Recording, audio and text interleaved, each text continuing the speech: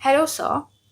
So, you have always said that having a rich overall personality is very important, and therefore, you lay stress on the importance of extracurricular activities in schools and colleges.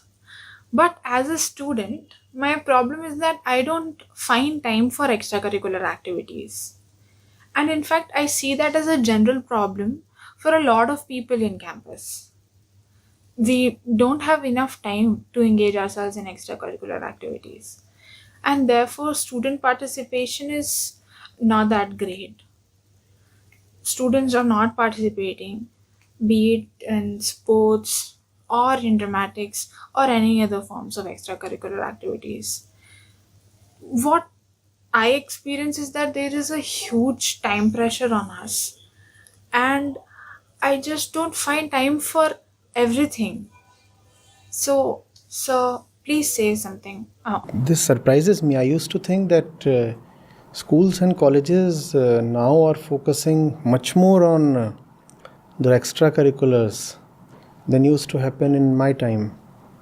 I'm surprised by this question because the funds now are bigger. The campuses have more amenities. How is it that extracurriculars are not being promoted? Because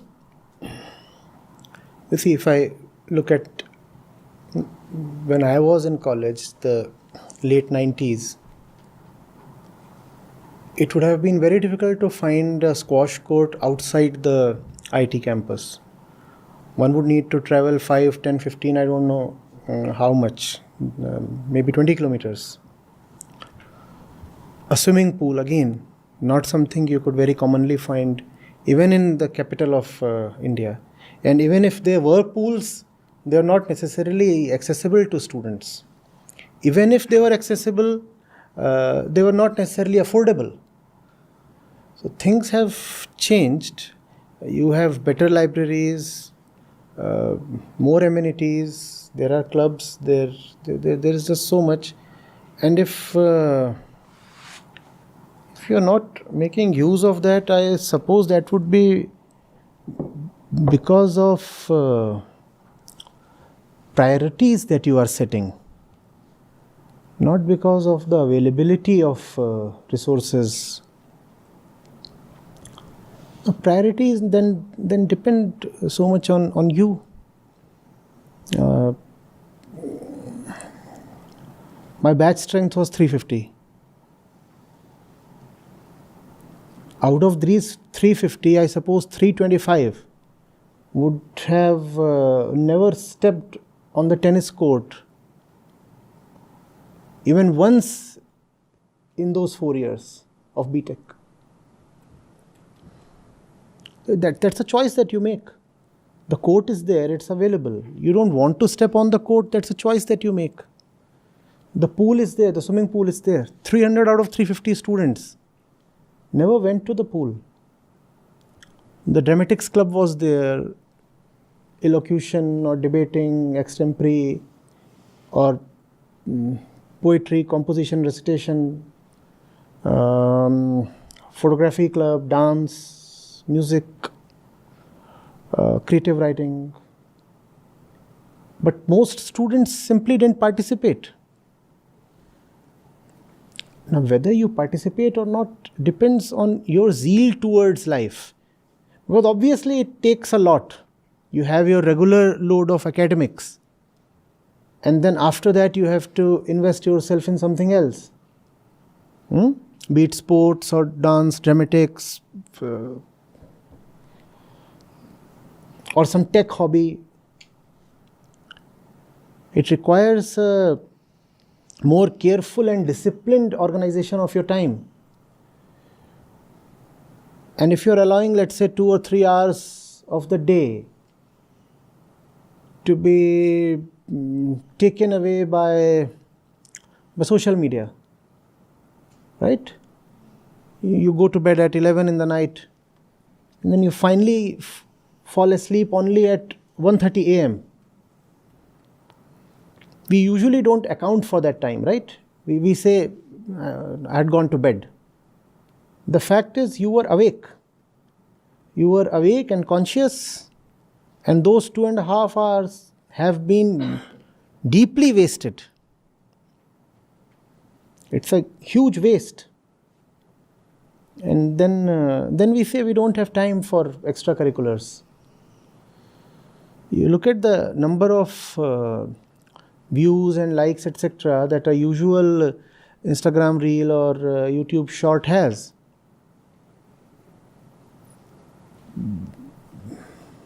Huge millions, not small millions. Sometimes the number of likes itself is in millions. And it's the young people who are watching those things. That time obviously should have been rightfully spent in doing something better. So if you say you have a shortage of time, is that real? Really a short of time? If you're short of time, who is watching all those reels and pushing the like button?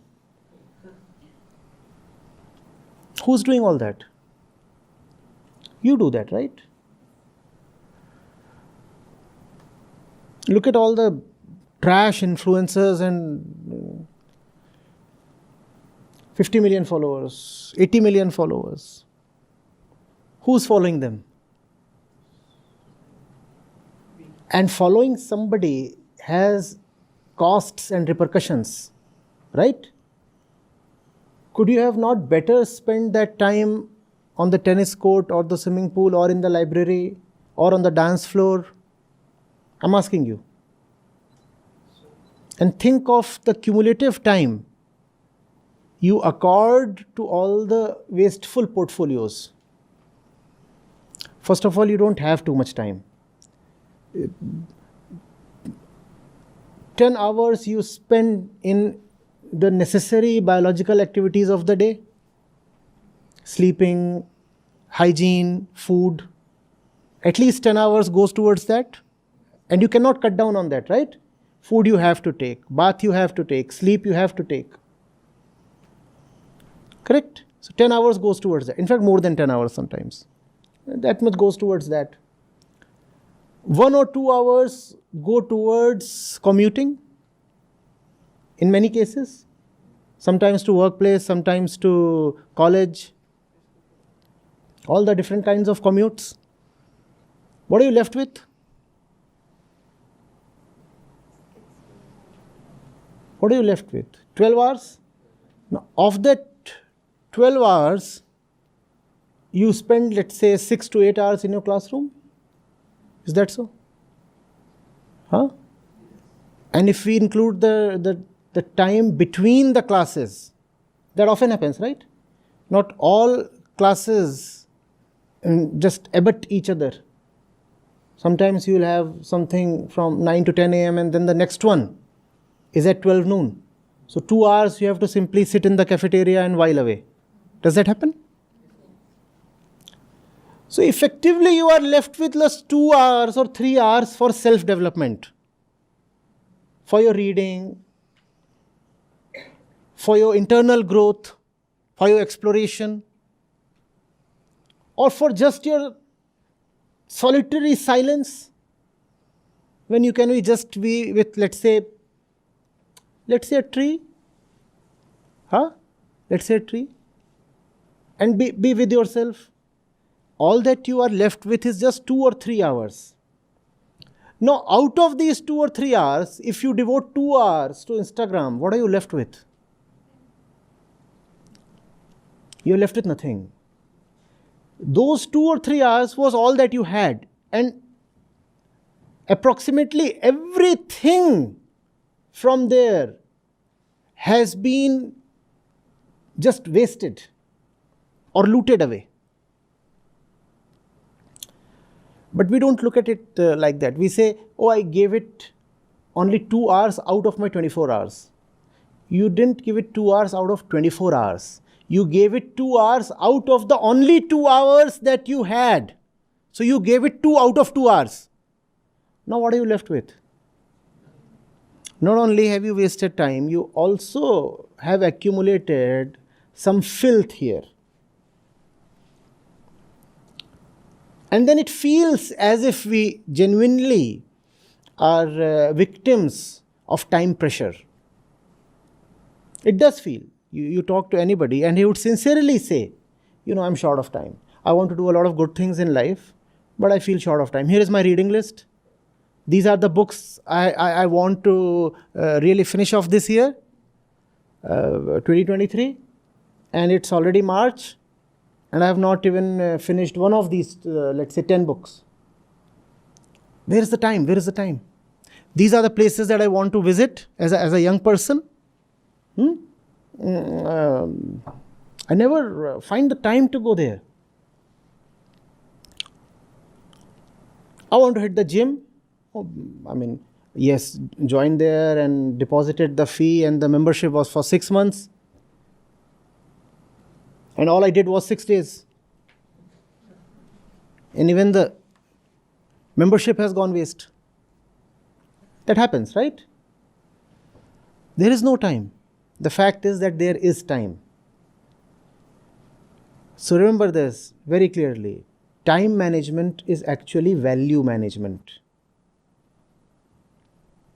If you know the value of something, you will give time to it. If you find you're not giving time to something, that simply means that you are according a higher value to something else. When you accord a higher value to something else, then obviously your time will flow towards that thing. Your time is where your value is. You understand value? The importance you give to something. And it's a very definite thing. The more important you really consider something, the more time will flow towards it. Whether you plan it or not, whether you want it or not, it will just happen. So if you're not able to give time to something, let's say to the library or to the swimming pool, that simply means that you do not consider them important. Maybe you are paying some lip service. Formally, orally, you are declaring, I find the library very important. I wanted to learn the flute this year. That's just a superficial declaration. Internally, you love some vulgar reel much more than the flute. And that's why you would spend time on that little video or the long video, whatever it is, I don't know, rather than the flute.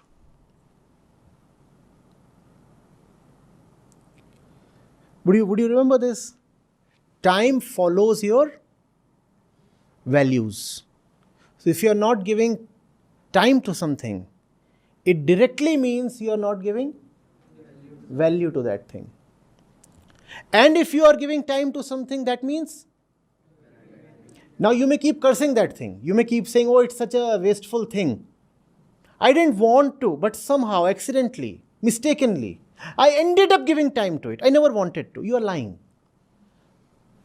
The thing is, you really do give a lot of importance to that thing, and that's the only reason why you gave so much time to it. Your time profile is a clear representation of your mental profile, your value profile. If you want to know who you are, that's an experiment I used to do with my students many years back. I would say just write down where your typical day goes. Show me the time distribution. And that time distribution will tell you who you are. You are where you are spending your time. That's your identity. That's your name. That's your personality. If you want to know who a person is, just see where he or she spends his time. If you want to know who you are, just see where you are spending your time. And that will very clearly tell you who you are. Beyond your words, beyond your declarations, beyond your intentions, beyond your presumptions and pretensions. That will show you the mirror. Just see where your time goes.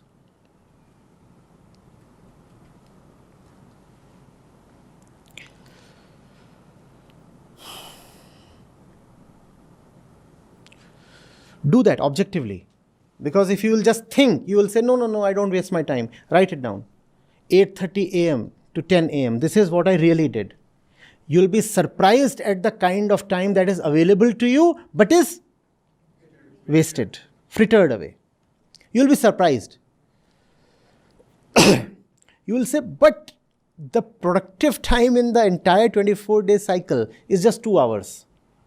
Though I feel occupied the entire day. No, feeling is such a deception. You will continue to feel busy and occupied, whereas the fact is that you have just wasted your time. And when somebody will come to talk sense to you or to scold you a little, you will feel victimized.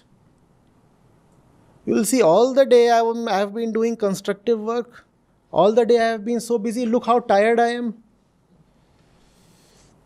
Even this little thumb is paining. Why is the thumb really paining? Every single muscle in the body is paining, especially this thumb. And this fellow is accusing me of wasting my time. That feeling will definitely arise. Never live by your feelings. That's one mark of a wise human being. He or she learns to dissociate himself, herself from the feelings. That does not mean that you have to trample or destroy your feelings. No. That simply means that you have to know the truth of your feelings. Feelings deceive. Feelings can come from anywhere. Be objective. Want to know yourself? Make a proper table. Make a proper table for, let's say, 10, 15 consecutive days. And then you will be ashamed at the kind of wastage you are inflicting on yourself. You will say, my God, this is what I'm doing to my life? Only 2 hours of productive thing any day. And the rest of it, can't even say where that flies away. I'm just wasting it all.